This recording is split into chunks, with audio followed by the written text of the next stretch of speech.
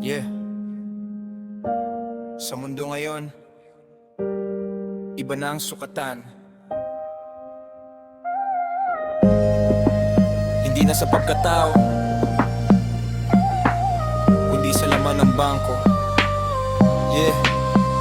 Sa mundo ngayon, iba na ang tingin ng hindi na sa ugali, na sa kayamanan. Kahit anong bait mo, kung wala kang dala, parang hangin ka lang sa mata ng madla. Pag may kotse ka, boss ka sa harapan. Pag naglalakad ka, di ka papansinan. Ganito na ba talaga ang kalakaran? Respeto ngayon, may presyo na pangalan. ATM ang basehan ng pagkatao. Pag may laman yan, taas ng tingin sa'yo. Pero pag zero, biglang naglalaho. Mga kaibigan mo, di mo na makita bro.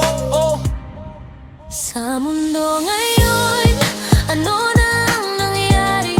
Respeto ay nabibili, hindi na kusang dumarating.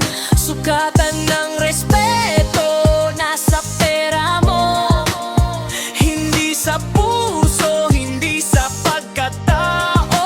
Sa mundo ngayon, bakit ganito? Pag mayaman ka, lahat saludo. Sukatan ng respeto, nasa bangko, hindi sa tunay na laman ng puso. Dati ang tanong, Mabuti ka ba? Ngayon ang tanong, magkano ka na? iba ang try to pag may pera sa kamay. Biglang ang daming gustong sumabay. Hindi ko sinasabing masama ang yaman, pero bakit yun na lang ang batayan? Maraming totoo pero walang halaga, dahil wala silang kayang ipakita sa social media. Puro flex ng buhay pero di mo alam, utang ang sakay sa likod ng ngiti. May didactic na la pero may respeto, kasi mukhang may pera. Sa mundo ngayon, ano na ang nangyayari? Respeto ay nabibili, hindi na kusang dumarating.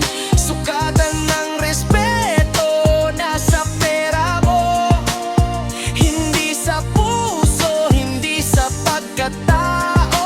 Sa mundo ngayon, bakit ganito? Pag mayaman ka, lahat saludo.